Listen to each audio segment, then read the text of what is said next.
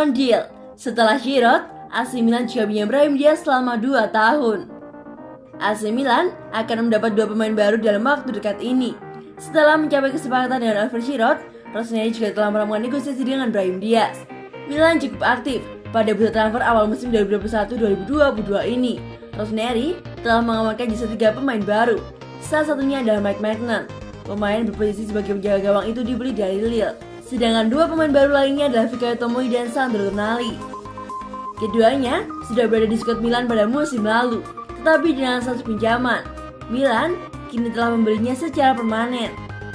Setelah 3 pemain tersebut, Milan masih akan membawa pemain baru. Pemain yang berpasti menjadi milik Milan adalah Oliver Giroud yang dibeli dari Chelsea.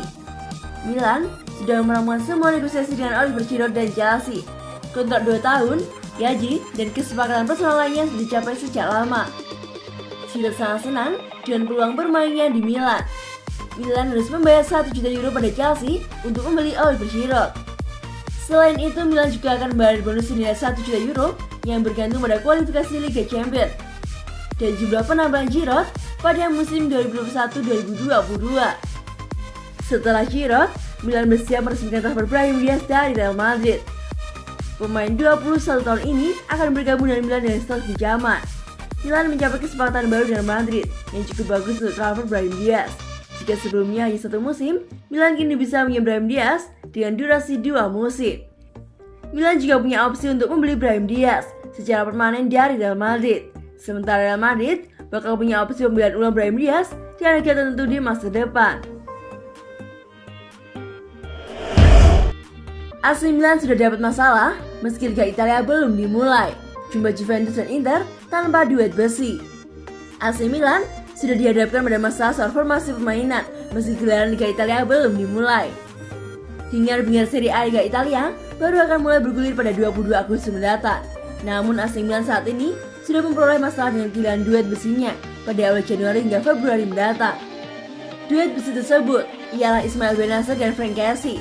Perannya sangat vital dalam menjaga keseimbangan permainan, entah dalam mode bertahan dan menyerang. Tidak lama sampai Milan, Rossoneri dipastikan tak bisa diperkuat oleh Frank Kessie dan Ismail Bennacer dalam beberapa pertandingan, termasuk 3 laga besar pada putaran pertama. 3 pertandingan besar yang dipastikan AC Milan tanpa duet besinya ialah laga unggulan AS Roma, Juventus, dan Inter Milan. AC Milan akan menghadapi Gallo Rossi pada 6 Januari, kemudian dilanjutkan pada 23 Januari. Rossoneri melakukan laga kandang menjamu Juventus. Tak berhenti sampai di situ. Derby della Madonnina pada 6 Februari melawan Inter Milan dipastikan Kessie dan Bennacer belum bisa tampil. Sebagaimana yang diketahui, alasan mengapa Kessie dan Bennacer absen karena memenuhi tugas negara dan membantu timnya masing-masing berlaga di Piala Afrika. Frank Kessie masih dalam skuad Malik Gading, sedangkan Bennacer menjadi bagian dari timnas Aljazair. Kondisi ini jelas bukan telak bagi Stefano Pioli. Alienator AC Milan itu sejauh ini hanya memiliki 2 amunisi untuk menambal kekosongan yang ditinggalkan oleh Kessie dan Bennacer.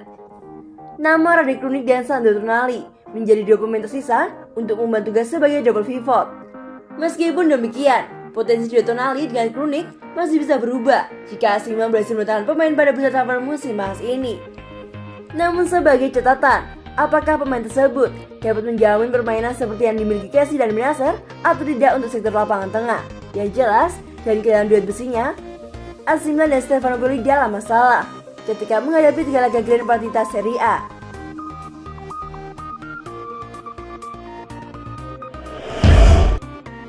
Selangkah lagi AC Milan bakal datangkan wonderkid Prancis.